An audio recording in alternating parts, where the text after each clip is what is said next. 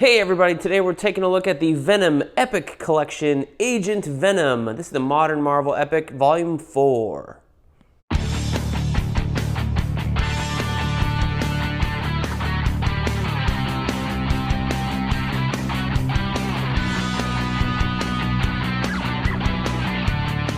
Hey everybody, and welcome back to BK's Bullets. Today we're taking a look at my first Epic Collection I've ever had.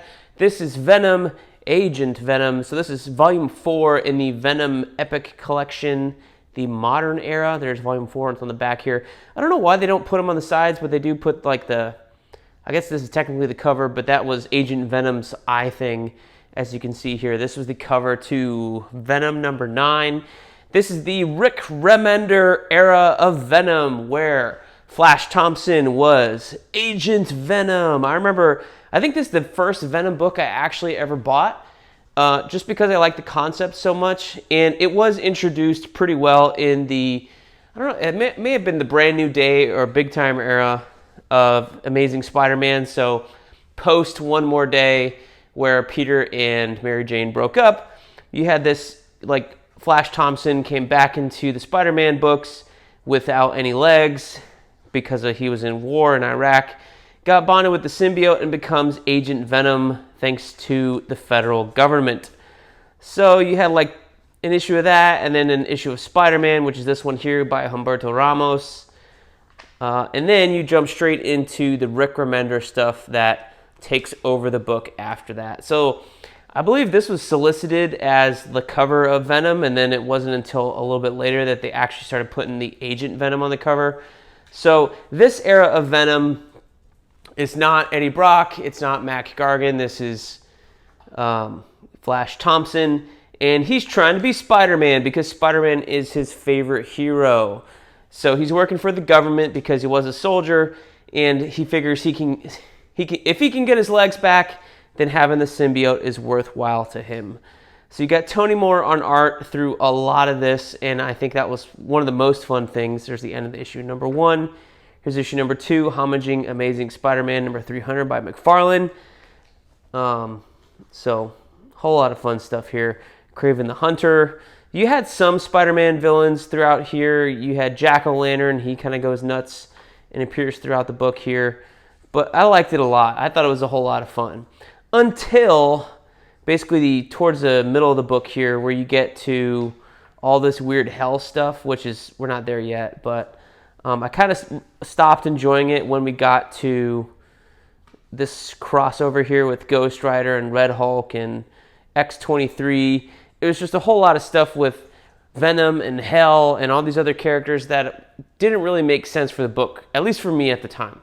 Maybe I wasn't paying enough attention or whatever, but I really didn't enjoy this. And they put it out weekly too. This is called Circle of 4.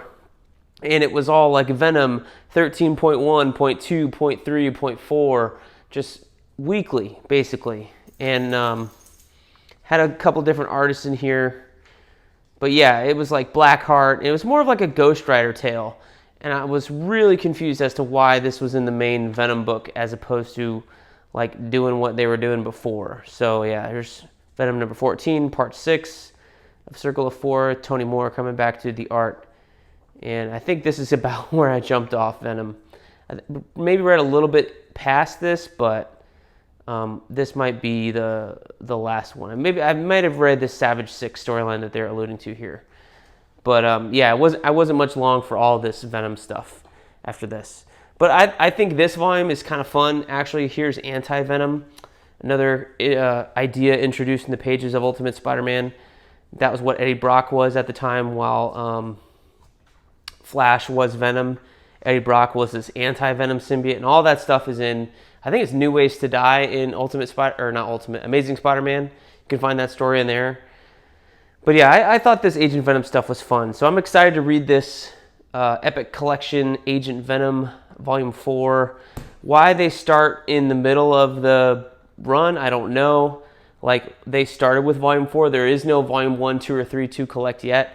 They have solicited Volume 5, which is the extension of this, where Cullen Bunn comes in and finishes Rick Remender stuff. That is coming out, I think, in a month or two. But yeah, you can go and check this out.